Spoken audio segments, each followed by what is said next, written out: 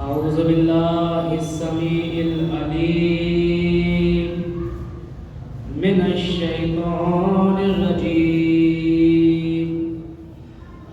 بسم الله الرحمن الرحيم. الحمد لله الذي جعل كمال دينه وتمام نعمته بولاية علي ابن أبي طالب.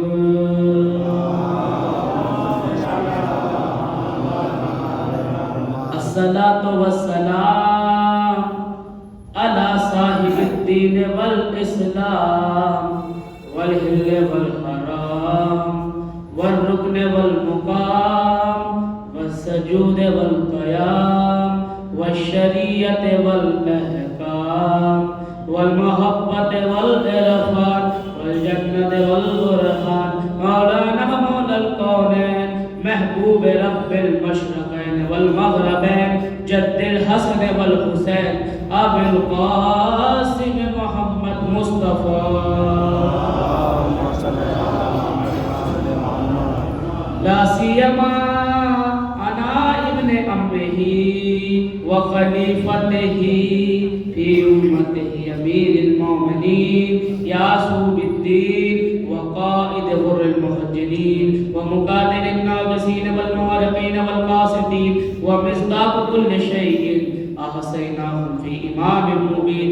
كلمة الرحمن وباب الأمن والأمان الذي زوج على الأرش نذير المصداق ومصداق مرج البحرين يلتقيان بينهما برزخ لا يبغيان صاحب ذو الفقار والإمام المختار ومصداق قول النبي المختار. لأعطين الرئيا غدا رجلا قرار غير فرار الذي سمته أمه حيدر وساقي الحوض كوثر مطلوب كل طالب غالب على كل غالب النجم الساطع حبه فرس على الحاضر والغائب مولانا علي ابن أبي طالب. اللهم صل على الطيبين الطاهرين المعصومين الذين أذهب الله عنهم الرجس أهل البيت وطهرهم تطهيرا. بزرگان عزیز و برادران ملت و برادران ایمانی، جیسے کہ آج کی مجلس ایک مرحوم کی سال ثواب کی مجلس ہے اور ابھی جو ابھی نظم میں مولا حسین کا ذکر ہوا، اب میں آپ کے سامنے غازی ابوالفضل عباس ثانی حیدر کا ذکر نظم میں میرے ذریعے سے آپ سماعت فرمائے کہ ہمارے یہاں پر جب امیر المومنین علیہ السلام کا ذکر ہوتا ہے تو ہمارے دل میں ایک وجدانی کیفیت ظاہر ہوتی ہے اور ایمان کی علامت ہے، یہ ہونی بھی چاہیے. ہم معصومین کے ماننے والے ہیں، اہل بیت کے ماننے والے ہیں، ہم اہل بیت کا ذکر کرتے ہیں اور ساتھ ہی ساتھ ان کے پورے خاندان کا ذکر کرتے ہیں اور ہم دنیا کو بتا رہے ہیں کہ ہم نے جن آستانوں پہ سجدہ کیا ہے ہمیں کسی شرمندگی کا سامنا نہیں کرنا پڑتا. ہمارے یہاں یہ جواد مقدسہ ایسے ہیں جیسے مولانا عباس، علی اکبر، علی اصغر جن کا ذکر بہت کم کیا جاتا ہے، لیکن اگر آپ ان کی فضیلت کو دیکھیں، ان کے کردار کو دیکھیں تو معصوم جیسا. میں ایک جملہ کہہ رہا ہوں کہ مہینے میں ایک بار سرکار وفا کی مجلس منعقد کرا کرے، مہینے میں ایک بار سرکار وفا کا ذکر کیا کرے تاکہ وفا جانے نہ پائے، بے وفائی آنے نہ پائے. واہ سبحان اللہ. ہمارے لیے حکم کیا ہے؟ ہمارے لیے حکم صلاۃ ماب یہ ہے زیّان مجالسکم بذکر علی ابن ابی طالب. ہمارے لیے حکم صلاۃ ماب یہ ہے کہ اپنی مجلسوں کو ذکر علی کے ذریعے سے زینت دو، اپنی مجلسوں کو ذکر اہل بیت کے ذریعے سے زینت دو. اب میرا سوال ہے آپ سے، ہم بیٹھے تو ذکر علی کرے، ہم بیٹھے تو ذکر اہل بیت کرے، ہم بیٹھے تو ذکر معصومین کرے، تو جہاں مولا علی بیٹھیں گے، جہاں رسول اللہ بیٹھیں گے، جہاں امام حسن بیٹھیں گے، جہاں امام حسین بیٹھیں گے، تو وہاں کس کا ذکر ہوتا ہے؟ وہاں کس کا ذکر ہوتا ہے؟ تو چھٹے امام ارشاد فرماتے ہیں وَرَفَعْنَا ذِکْرُکَ اعلیٰ عِلِّیّین. اے میرے جناب باز، آپ کی فضیلت کے لیے صرف یہی کافی ہے کہ جب ہم اہل بیت بیٹھتے ہیں تو وہاں آپ کا ذکر ہوتا ہے. سبحان اللہ.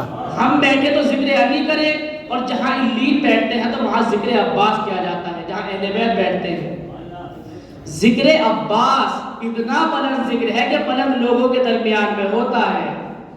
واہ واہ یہ ذکر ایسا ذکر بلند لوگوں کے درمیان میں ہوتا ہے. اکثر جب جناب حضرت عباس کا ذکر ہوتا ہے، ان کے فضائل کو آپ دیکھیں، ان کی فضیلت کو آپ دیکھیں تو معصوم جیسی، لیکن لوگ اپنے ہی دماغ سے انہیں معصوم بنا رہے ہیں. یہ کون سی فضیلت ہے؟ ہمارے امام 12 ہیں، معصوم 14 ہیں جن کی عدد اللہ نے معین کر دی. جب ہمارے کسی امام نے انہیں معصوم میں شمار نہیں کرا تو ہم بھی نہیں کرتے. لیکن یہ بات بھی جان لیجیے کہ عدد میں شامل کرنے سے یہ بات ظاہر نہیں ہوتی کہ ان کے فضائل میں کوئی کمی ہے، ان کی فضیلت میں کوئی کمی ہے، ان کے کمالات میں کوئی کمی ہے. عدد میں شامل کرنے سے یہ بات ظاہر نہیں ہے. قرآن کریم جس میں اللہ نے 36 انبیاء کا ذکر کیا، لیکن کچھ لوگ 35 مانتے ہیں کہ جناب لقمان نبی نہیں ہے. قرآن حکیم میں اللہ نے انبیاء کا ذکر کیا. اللہ نے قرآن میں کسی نبی کی سوال عمری بیان نہیں کری بلکہ ان کی فضیلت کو بیان کرا، ان کے ولادت سے لے کر واقعات بیان کرے تاکہ ان کے کمالات نکھر نکھر کے دنیا کے سامنے آ جائے. انشاءاللہ آپ محسوس ہوں گے کہ منصب کیا ہے. ہمارے یہاں علماء اس بات پر متفق ہے کہ جناب لقمان نہ نبی ہے نہ رسول ہے، پھر بھی قرآن میں ایک پورا سورہ ان کے نام پر ہے. میں سرکار باب الحوائج کو دھیان میں رکھیں گے تو آپ حضرات کو سمجھ آئے گا. میں قرآن سے آ رہا ہوں. جناب لقمان نہ نبی ہے نہ رسول ہے، پھر بھی قرآن میں پورا سورہ ان کے نام پر ہے. اللہ کہہ رہا ہے ہم نے لقمان کو حکمت دی. وہ حکمت کیا تھی کہ فرشتہ آیا درود و سلام کرنے کے بعد لقمان یہ حکمت خلافت ہم تمہیں دینا چاہتے ہیں، آپ اسے قبول کریں. تو جناب لقمان نے کہا کہ اللہ سے پوچھو کیا ہماری مرضی ہے کہ ہم قبول کریں یا ہمیں قبول کرنا ہے؟ کہا مرضی ہے تمہاری، چاہے قبول کرو یا نہ کرو. جناب لقمان نے کہا پھر یہ حکمت کسی اور کو دے دی جائے. پھر یہ حکمت جناب داؤد کے پاس چلی گئی. پروردگار ہمیں یہ کیوں سنا رہا ہے کہ لقمان کے پاس فرشتہ آیا اور آنے کے بعد کہا کہ لقمان یہ حکمت ہم تمہیں دینا چاہتے ہیں، آپ اسے قبول کریں. تو لقمان نے کہا کہ اللہ سے پوچھو کہ ہمیں قبول کرنا ہے، مرضی ہے. کب مرضی ہے تمہاری، چاہے قبول کرو یا نہ کرو. اور اللہ کہہ رہا ہے اسی لیے ہم نے قرآن میں ان کا ذکر کیا تاکہ دنیا کو پتا چل جائے کہ منصب پا کر ہی آدمی بڑا نہیں ہوتا، بے منصب بھی اتنا بڑا ہوتا ہے کہ فرشتہ آ رہا ہے، فرشتہ جھک کے سلام کر رہا ہے. ایک صلوات پڑھیں محمد والے اللہم صلی علی محمد وآل محمد. یا علی یا علی. ابھی ایک بھائی نے نعرہ لگایا، یہ نعرہ جو ہے اعلان ہے کہ آپ کون ہیں. جب آپ نعرے تکبیر لگاتے ہیں جواب کیا آتا ہے؟ اللہ اکبر. جب آپ نعرے تکبیر لگاتے ہیں تو جواب آتا ہے اللہ اکبر. پتہ چل جاتا ہے اس پورے مجمع میں کوئی مشرک نہیں ہے. جب آپ نعرے رسالت لگاتے ہیں جواب کیا آتا ہے؟ یا رسول اللہ.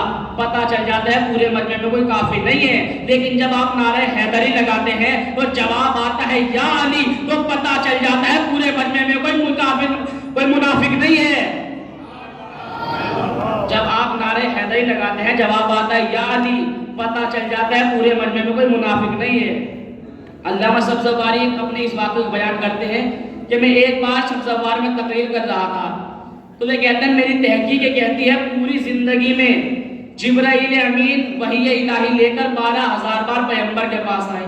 وہ کہتے ہیں میں اسے کہہ ہی رہا تھا کہ اتنے میں ایک بوڑھا آدمی کھڑا ہوا پیچھے سے اور کہنے لگا آپ سرکار آپ ہمیں کیا بتا رہے ہیں، آپ ہمیں کیا بتا رہے ہیں کہ جبرائیل کے پاس جبرائیل رسول کے پاس 12,000 بار آئے.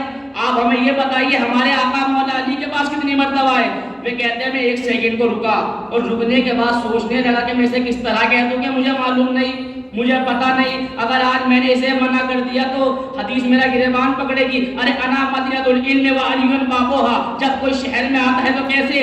دروازے سے. جب واپس جاتا ہے تو کیسے؟ دروازے سے. جب جبرائیل آیا دروازے سے، جب واپس گیا تو دروازے سے. لہٰذا اسی لیے ہم نے اس حدیث کو بنیاد بنایا انا مدینۃ العلم و علی بابوہا. میں شہر علم ہوں اور علی اس شہر کا دروازہ ہے. جب فرشتہ آیا وہ دروازے سے آیا، جب واپس گیا وہ دروازے سے گیا. 12,000 بار پیغمبر کے پاس جبرائیل آئے لیکن 24,000 بار علی کے پاس آئے. رسول کے پاس 12,000 بار، علی کے پاس 24,000 بار، پیغمبر کے پاس 12,000 بار، علی کے پاس 24,000 بار. اب میں کیا کروں کہ ہمارے یہاں خطبہ الشیخ کی ساری کتابوں میں لکھا ہوا ہے کہ شہادت ابا عبداللہ الحسین کے پاس سے لے کر روزانہ 70,000 فرشتے قبر حسین پر آتے ہیں اور یہ سلسلہ قیامت تک چلتا رہے گا. جو فرشتہ ایک بار قبر حسین پر آ گئے وہ دوبارہ دوبارہ نہیں آ سکتا، اس کی دوبارہ باری نہیں آ سکتی. ہم میں کیا کروں کہ ہمارے یہاں جو حضرت عباس کے 120 القاب لکھے ہوئے ہیں، ایک باب الحسین اور ایک باب الکربلا. باب الحسین یعنی حسین کا دروازہ، عباس باب الکربلا یعنی کربلا کا دروازہ، عباس. ارے جیسے محمد تک بغیر علی کی مرضی کے کوئی آ نہیں سکتا، ویسے حسین تک بغیر عباس کی مرضی کے کوئی آ نہیں سکتا.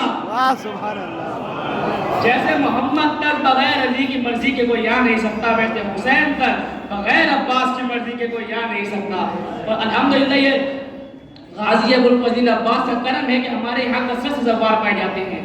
اور جو حضرات ابھی تک کربلا نہیں گئے ہیں، پروردگار مجھ سب کو زیادہ کربلا نصیب فرمائے. آمین. ہمارے یہاں جو حضرات کربلا جا چکے ہیں ان سے میرا ایک سوال ہے کہ اگر کوئی شیعہ کربلا جائے اور وہ پتھر دیکھے کہ جس پہ ابا عبداللہ الحسین ذبح ہوئے ہو، تو کیا کوئی شیعہ دیکھ کر زندہ واپس آ سکتا ہے؟ کیا کوئی ٹیلہ زینب میں دیکھ کر زندہ واپس آ سکتا ہے؟ کیا کوئی خیمگاہ دیکھ کر زندہ واپس آ سکتا ہے؟ کیا کوئی مقام علی اصغر، مقام علی اکبر و فرات وہ تمام تر چیزیں دیکھ کر زندہ واپس آ سکتا ہے؟ تڑپ تڑپ کے زوار وہیں مر جاتے، لیکن بقایا نسل امام حسین و ابا عبداللہ زوار ابا عبداللہ حسین کے لیے انتظام کیا کہ یہ صحیح سلامت واپس جائیں.